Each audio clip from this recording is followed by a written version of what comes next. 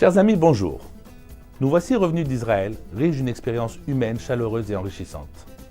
Effectivement, 900 personnes, près de 1% de la communauté juive montréalaise, ont participé à une aventure exceptionnelle en terre d'Israël.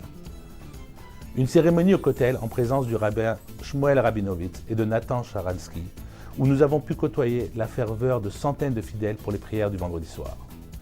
Un passage au mont Herzl où nous nous sommes recueillis sur les tombes de soldats morts pour leur pays, ainsi que de la rencontre de familles éprouvées par la guerre. La visite de lieux historiques qui témoignent de la présence millénaire de notre peuple et de la conquête pour l'indépendance de l'État d'Israël moderne. Et que dire de notre recueillement à Méron, sur la tombe de Rabbi Shimon Bar Yochai. Ce fut un tourbillon d'émotions sans précédent. Chaque jour, nous avons vécu des rencontres exceptionnelles, comme celle du président de l'État d'Israël, Reuven Rivlin, l'hospitalité de résidents à la frontière avec Gaza, des éducateurs chevronnés à Beersheba, notre ville jumelle, des conférenciers universitaires, des guides, des artistes, des étudiants.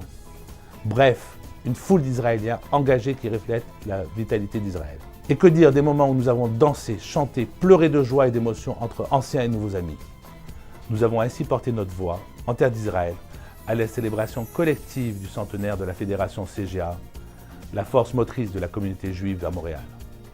Nous sommes revenus tous avec la promesse de notre engagement, pour les 100 prochaines années. Je vous invite à vous joindre à moi et de faire partie de cette aventure. L'Echaim.